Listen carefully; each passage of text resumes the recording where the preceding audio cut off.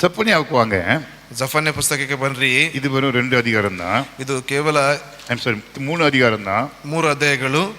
இந்த அதிகாரத்தில் பார்க்கும்போது இது வந்து யூதா எருசலேமை முன்வைத்து இந்த அதிகாரம் எழுதப்படுகிறது. ಇದು ಯೆರೂಸಲೇಮಿನ ಮುಂಭಾಗವಾಗಿ ಇಟ್ಟುಕೊಂಡು ಬಂದಿರತಕ್ಕಂತ ಒಂದು ಪುಸ್ತಕವಾಗಿದೆ. யோசியா என்ற அரசன் இருந்தபோது எழுதப்பட்டது. ಯೋಷಿಯನ ಕಾಲದಲ್ಲಿ ಬರೆದಿರತಕ್ಕಂತ ಒಂದು ಪುಸ್ತಕವಾಗಿದೆ. இது வந்து இந்த 2 ஏரியாவை இதை செப்பனியாவை பிரிக்கலாம். ಜಫನ್ಯ ಪುಸ್ತಕವನ್ನು 2 ಭಾಗವಾಗಿ ನಾವು ವಿಂಗಡಣೆಯನ್ನು ಮಾಡಲ್ಪಡಬಹುದು. ஒன்று வந்து செப்பனியா ದೇಶங்களுக்கு ವಾರ್ನಿಂಗ್ கொடுக்கிறார். ಜಫನ್ಯ ಏನ್ ಮಾಡ್ತಾ ಇದ್ದಾನೆ ಅಂತಂದ್ರೆ ದೇಶಗಳಿಗೆ ಆತನು ಎಚ್ಚರಿಕೆಯನ್ನು ಕೊಡ್ತಾ ಇದ್ದಾನೆ. எச்சரிக்கை கொடுக்கிறார். 2வது ஆசீர்வாதத்தையும் அவர் நீங்க ஒபே பண்ணியாச்சுன்னா எப்படி ஆசீர்வாதம் கொடுக்கணும் ஆசீர்வாதத்தையும் கொடுக்கிறார். அவ்வளவு. ಅಲ್ಲಿ ಒಬ್ಬೆ ಏನಪ್ಪಾ ಅಂದ್ರೆ ವಿಧೇಯರ ಆಗುವಂತ ಸಂದರ್ಭದಲ್ಲಿ ಯಾವ ರೀತಿಯಾಗಿ ಆಶೀರ್ವಾದಗಳನ್ನು ಪಡೆದುಕೊಳ್ಳಬಹುದು ಎಂಬುದಾಗಿ ಸಹ ಅದನ್ನು ಕೂಡ ಹೇಳ್ತಾ ಇದ್ದಾರೆ. வழியை ஆயத்தப்படுத்துங்கள், ಮಾರ್ಗಗಳನ್ನ ಸಿದ್ಧ ಮಾಡಿರಿ. Consider your way.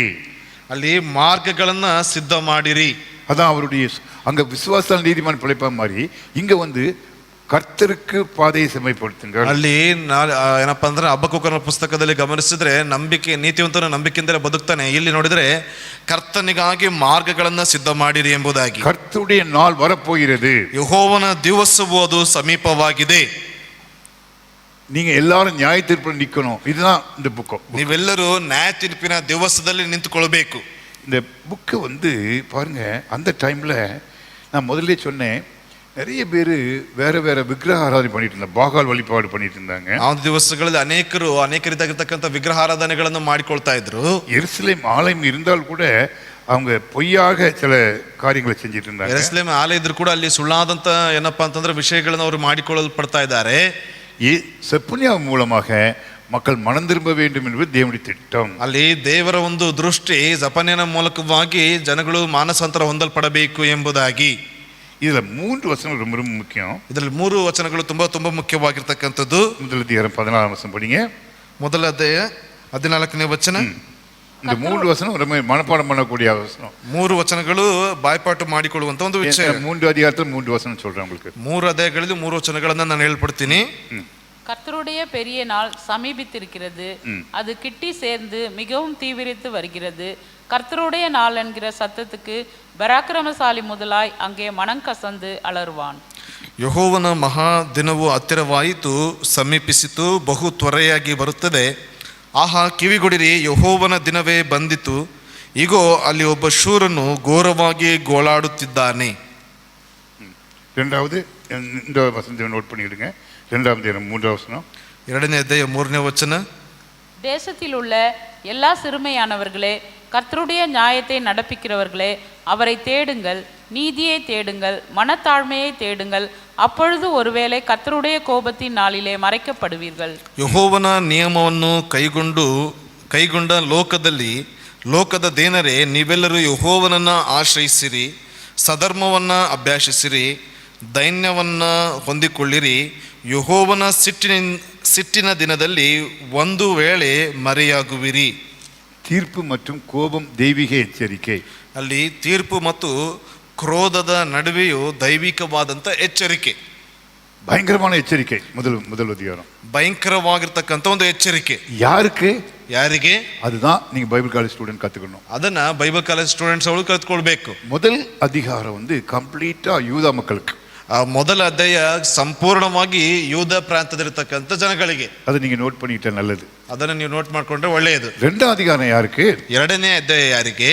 புறஜாதிகளுக்கு. அந்த ஜாதிகள் பெயர்கள்லாம் வரிசையா நம்ம அப்புறம் படிக்க போறோம். ಅಲ್ಲಿ ಇತರ ಜಾತಿಯವರಿಗೆ ಅಂತಂದ್ರೆ ಅವನ ಹೆಸರುಗಳನ್ನೆಲ್ಲ ನಾವು ಓದುವುದಕ್ಕಿದ್ದೇವೆ. நாம் அப்புறம் படிப்போம். ತದನಂತರದಲ್ಲಿ ನಾವು ಓದಿಕೊಳ್ಳೋಣ. 3ஆம் அதிகாரம் யாருக்கு? 3ನೇ ಅಧ್ಯಾಯ ಯಾರಿಗೆ? அது வந்து தலைவர்களுக்கு. ಅದೇನಪ್ಪ ಅಂತಂದ್ರೆ ನಾಯಕರುಗಳಿಗೆ. அப்போ இந்த கோலத்தில் நீங்க படிக்கணும். ಈ ಒಂದು ದೃಷ್ಟಿಕೋನದಲ್ಲಿ ನೀವು ಓದಬೇಕು. எல்லாமே வார்னிங் தான், ಎಲ್ಲವೂ ಎಚ್ಚರಿಕೆನೇ. வார்னிங்கோடு கூட ஆசீர்வாதத்துக்கு வழியையும் சொல்லுவாரு. ಅಲ್ಲಿ ಆಶೀರ್ವಾದದ ಜೊತೆಯಲ್ಲಿ ಅದಕ್ಕೆ ಏನಪ್ಪಾ ಅಂತಂದ್ರೆ ಅದಕ್ಕೆ ತಪ್ಪಿಸಿಕೊಳ್ಳುವಂತ ಮಾರ್ಗವನ್ನು ಕೂಡ ಹೇಳ್ತಾ ಇದ್ದಾರೆ. இந்த செப்பனியா வந்து பெரிய ஊழியக்காரர் இல்ல, ಜಫನ್ಯ ಬಂದ್ಬಿಟ್ಟು ದೊಡ್ಡ ಸೇವಕನ ಅಲ್ಲ ಆತನು. ஆனாலும் அவருடைய தீர்க்க தரிசனம் வந்து ரொம்ப அருமையான தீர்க்க தரிசனம். ಆದ್ರೂ ಕೂಡ ಆತನ ಒಂದು ಎಚ್ಚರಿಕೆ ತುಂಬಾ ಅದ್ಭುತವಾಗಿರ್ತಕ್ಕಂಥ ಒಂದು ಎಚ್ಚರಿಕೆಯಾಗಿದೆ. எனக்கு இந்த அதிகாரத்தில் செப்பனியா புத்தகத்தில் 3ஆம் அதிகாரத்தில் 17ஆம் வசனம் எனக்கு ரொம்ப ரொம்ப பிடிச்சி போச்சு. ಅಲ್ಲಿ 3ನೇ 17ನೇ ವಚನ ಬಹಳ ಬಹಳ ಇಷ್ಟವಾಗುವಂತ ಒಂದು ವಿಷಯ. பாருங்க, எனக்கு திருப்பி திருப்பி இந்த வசனத்தை நிறைய தடவை படித்தேன். ஏன்னா அதில் ஒரு அர்த்தம் இருக்கு பாருங்களேன். ಈ ಒಂದು ವಚನವನ್ನು ಆಗಾಗ ಪುನರಾವರ್ತನೆ ಮಾಡಿ ನಾನು ಓದಲ್ಪಟ್ಟಿದ್ದೇನೆ. ಅದರಲ್ಲಿ ಒಂದು ಅರ್ಥ ಇದೆ, ಗಮನಿಸ್ರಿ. 17 படிங்க. உன் தேவனாகிய கர்த்தர் உன் நடுவில் இருக்கிறார், அவர் வல்லமையுள்ளவர், அவர் ரட்சிப்பார், அவர் உன் பேரில் சந்தோஷமாய் மகிழ்ந்து தம்முடைய அன்பின் நிமித்தம் அமர்ந்திருப்பார், அவர் உன் பேரில் கம்பீரமாய் களி கூறுவார். ನಿನ್ನ ದೇವರಾದ ಯೆಹೋವನು ನಿನ್ನ ಮಧ್ಯದಲ್ಲಿದ್ದಾನೆ, ಶೂರನಾಗಿದ್ದಾನೆ, ನಿನ್ನನ್ನು ರಕ್ಷಿಸುವವನು, ನಿನ್ನಲ್ಲಿ ಉಲ್ಲಾಸಿಸುವನು, ತನ್ನ ಪ್ರೀತಿಯಲ್ಲಿ ಮುಳುಗಿ ಮೌನವಾಗಿರುವವನು, ನಿನ್ನಲ್ಲಿ ಆನಂದಿಸಿ ಹರ್ಷಧ್ವನಿ ಗೈಯುವವನು ಎಂದು ಹೇಳೋಣವಾಗುವುದು. இங்கிலீஷில் ரொம்ப இந்த வசனம் வந்து எப்படி போட்டிருக்குன்னா, ஆண்டவர் எப்படி இருப்பாரான்னா பாருங்க, ஆண்டவருடைய குவாலிட்டி. அதாவது முதல்ல வார்னிங் யூதாவுக்கு வார்னிங், தலைவர்கள் வார்னிங் பண்ணிட்டு கடைசியில் செப்பனியா என்ன சொல்கிறாருன்னா, முதல்ல ஆண்டவர் உன் கூட இருப்பார், வல்லமை உள்ளவர், 2வது, 3வது ரட்சிப்பார், 4வது அவர் சந்தோஷமாக உங்களோட மகிழ்வார், 5வது ரொம்ப முக்கியமான ஒரு காரியம், உன்பேரில் கம்பீரமாய் களி கூறுவார். ಅಲ್ಲಿ ಏನಪ್ಪಾ ಅಂತಂದ್ರೆ ಮೊದಲನೇದಾಗಿ ಎಚ್ಚರಿಕೆಯನ್ನು ಕೊಡ್ತಾ ಇದ್ದಾರೆ. ಇಲ್ಲಿ ನೋಡುವುದಾದ್ರೆ ಒಂದು ರೀತಿಯಾಗಿರ್ತಕ್ಕಂಥದ್ದು ಏನಪ್ಪಾ ಅಂತಂದ್ರೆ, ದೇವರು ನಿನ್ನ ಮಧ್ಯದಲ್ಲಿ ಶೂರನಾಗಿದ್ದಾನೆ, ನಿನ್ನನ್ನು ರಕ್ಷಿಸುವಂಥವನಾಗಿದ್ದಾನೆ, ನಿನ್ನಲ್ಲಿ ಉಲ್ಲಾಸಿಸುವಂಥವನಾಗಿದ್ದಾನೆ, ಮಾತ್ರವಲ್ಲದೆ ನಿನ್ನಲ್ಲಿ ಆನಂದಿಸಿ ಹರ್ಷ ಧ್ವನಿ ಗೈಯುವವನಾಗಿರುತ್ತಾನೆ ಎಂಬುದಾಗಿ ಬರೆಯಲ್ಪಡ್ತಾ ಇದೆ. 5 ಕ್ವಾಲಿಟಿ, 5 ಗುಣಲಕ್ಷಣಗಳು. நல்ல ப்ராமிஸ்ங்க. ಇದು ಒಳ್ಳೆಯ ಒಂದು ಏನಪ್ಪಾ ಅಂತಂದ್ರೆ ಪ್ರಾಮಿಸ್. இதுல 5வது ப்ராமிஸ் எனக்கு ரொம்ப ரொம்ப பிடிச்சு போச்சு. 5ನೇ ಪ್ರಾಮಿಸ್ಸೇ ತುಂಬಾ ಏನಪ್ಪಾ ಅಂದ್ರೆ ಇಷ್ಟವಾಗುವಂತ ಒಂದು ವಿಷಯ ನನಗೆ. பைபிள்ல ஒரே ஒரு இடத்துல தான் ஆண்டவர் பாட்டு பாடுவார்னு போட்டிருக்கு. ಬೈಬಲಲ್ಲಿ ಒಂದೇ ಒಂದು ಭಾಗದಲ್ಲಿ ದೇವರು ಹಾಡನ್ನು ಹಾಡುತ್ತಾ ಇದ್ದಾರೆ ಎಂಬುದಾಗಿ ಬರೆಯಲ್ಪಟ್ಟಿದೆ. அது இங்கே தான், ಅದು ಇಲ್ಲೇನೆ 17ஆம் வசனம் தான். 17ನೇ ವಚನವೇ.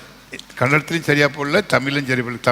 தமிழில் கம்பீரமாய் மகிழ்வார் போட்டிருக்குது, கன்னடத்தில் அது வந்து ನಿನ್ನಲ್ಲಿ ಆನಂದಿಸಿ ಹರ್ಷ ಧ್ವನಿ ಗೈಯುವವನು ಎಂದು ಹೇಳೋಣವಾಗುವುದು. அது பாட்டு பாடுவார்னு போடல. பாட்டு பாடுற இங்கிலீஷ் பைபிள் யாராவது வச்சுருக்கீங்களா? வந்திருக்கவங்க இங்கிலீஷ் பைபிள் யாராவது கொண்டு வந்திருக்கீங்களா? யாருமா? இவில் சிங்கிங் போட்டிருக்கா, படிங்க. அது சிங்கிங், ஆண்டவர் பாட்டு பாடுவாருங்களாங்க. ದೇವರಲ್ಲಿ ಆಡ್ತಾ ಇದ್ದಾರೆ ಎಂಬುದಾಗಿ. எங்கள் வீட்டுக்காரமாக அங்கே நின்று பாட்டு பாடுவாங்க. ಇಲ್ಲಿ ಆಂಟಿಯವರು ಬಂದು ಮುಂದೆ ನಿಂತ್ಕೊಂಡು ಆಡಾಡ್ತಾರೆ. இன்னைக்கு பாட்டு பாடும்போது ஸ்டார்டிங் கொஞ்சம் ப்ராப்ளம் ஆயிட்டு. ಇವತ್ತಿಗೆ ಪ್ರಾರಂಭದಲ್ಲೇ ಸ್ವಲ್ಪ ಏನಪ್ಪ ಅಂತಂದ್ರೆ ಸಮಸ್ಯೆ ಆಯ್ತು. பிரைஸ் தி லார்ட் அப்படின்னு சொல்றாங்க, மைக்கு ஒர்க் பண்ணல. ಪ್ರೈಸ್ ದಿ ಲಾರ್ಡ್ ಎಂಬುದಾಗಿ ಹೇಳ್ತಿದ್ರೆ ಮೈಕ್ ವರ್ಕ್ ಆಗ್ತಾ ಇಲ್ಲ. யாரும் சொல்லல, திருப்பಿ ரிட்டர்ன் சொல்லல, ಯಾರು ಕೂಡ ಹಿಂತಿರುಗಿ ಹೇಳಲಿಲ್ಲ. அப்புறம் திருப்பி அவங்க கஷ்டப்பட்டு அழகாக சொன்னாங்க, எல்லாரும் போல சொன்னாங்க. ಅಲ್ಲಿ ತದನಂತರದಲ್ಲಿ ಆಂಟಿಯವರು ಕಷ್ಟಪಟ್ಟು ಹೇಳಿದ್ರು, ತದನಂತರದಲ್ಲಿ ಎಲ್ಲರೂ ಕೂಡ ಅವರೊಟ್ಟಿಗೆ ಸೇರಿ ಹೇಳಿದ್ರು. அந்த பிரைஸ் தி லார்ட் சொல்லும் பொழுது ஒரு ஆவியானுடைய கிரியை இருக்குதே, அது உலகத்தில் அதே போல எதுவும் இல்லைங்க.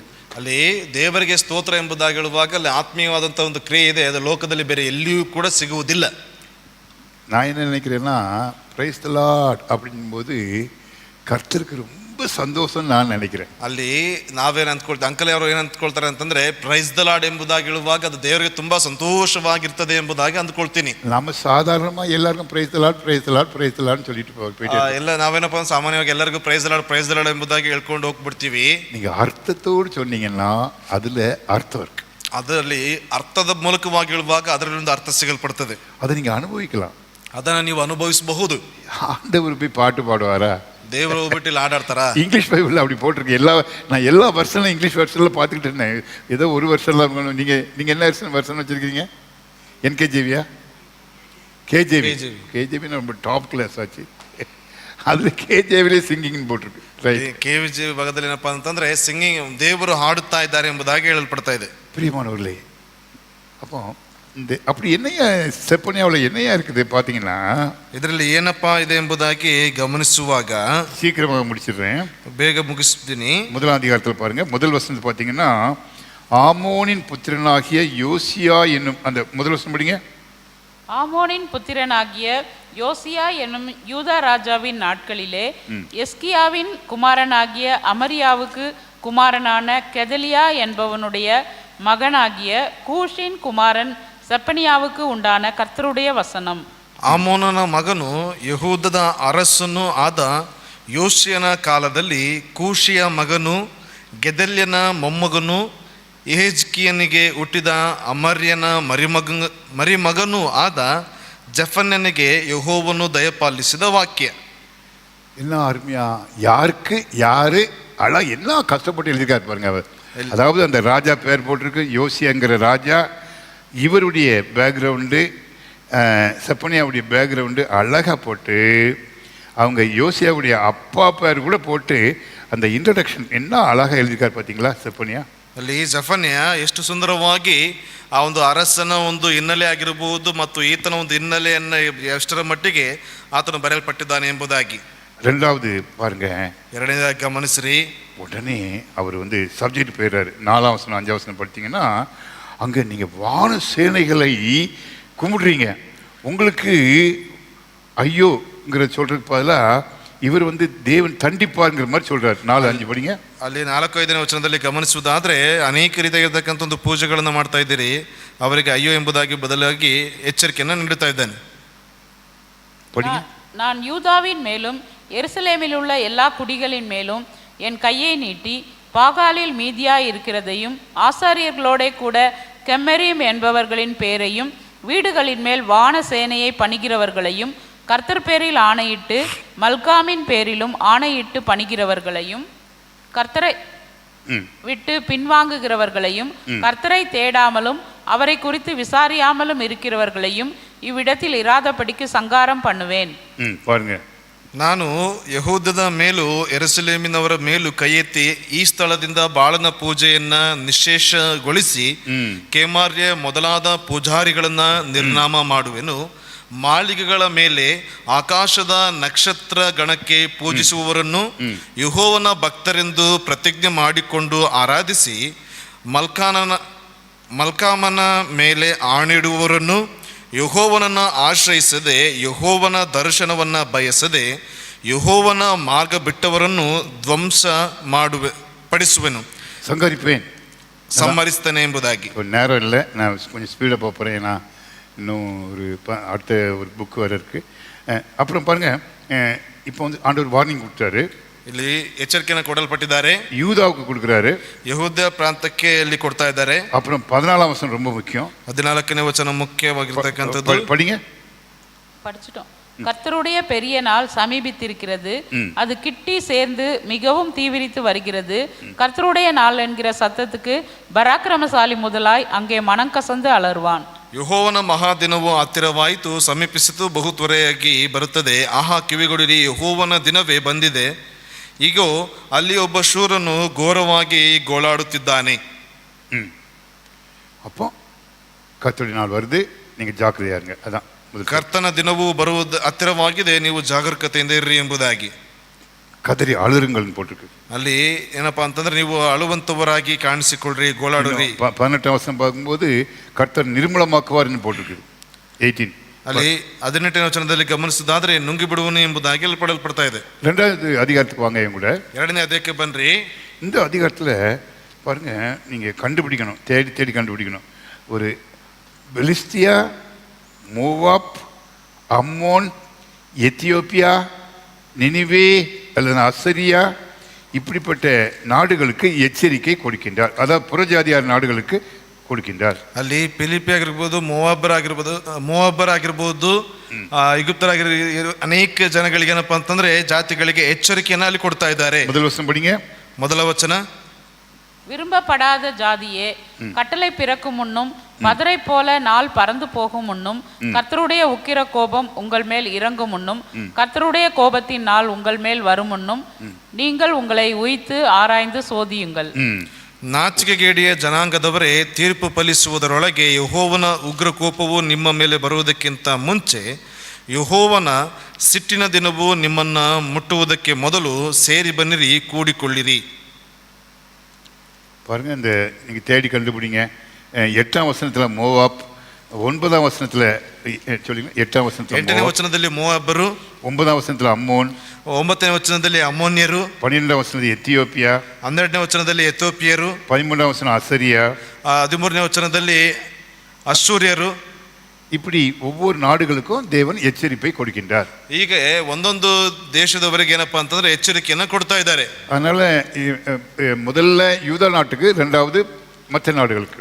ಅಲ್ಲಿ ಮೊದಲು ಯಹೂದ್ಯ ಪ್ರಾಂತದವರಿಗೆ, ದೇಶದವರಿಗೆ, ತದನಂತರದಲ್ಲಿ ಇತರ ದೇಶದವರಿಗೆ ಎಂಬುದಾಗಿ. 3ஆம் அதிகாரத்துக்கு வாங்க. 3ನೇ ಅಧ್ಯಾಯಕ್ಕೆ ಬನ್ರಿ. நான் முதல்ல சொல்லிட்டேன், ನಾನು ಮೊದಲು ಹೇಳಲ್ಪಟ್ಟಿದ್ದೇನೆ. அங்க இது தீர்க்கதரிசிகள் நியாயாதிபதிகளுக்கு. ಇದು ಪ್ರವಾದಿಗಳಿಗೆ ಮತ್ತು ನ್ಯಾಯಾಧಿಪತಿಗಳಿಗೆ. 3ஆம் வசனம் 4ஆம் வசனம் படிங்க. 3 ಮತ್ತು 4ನೇ ವಚನ.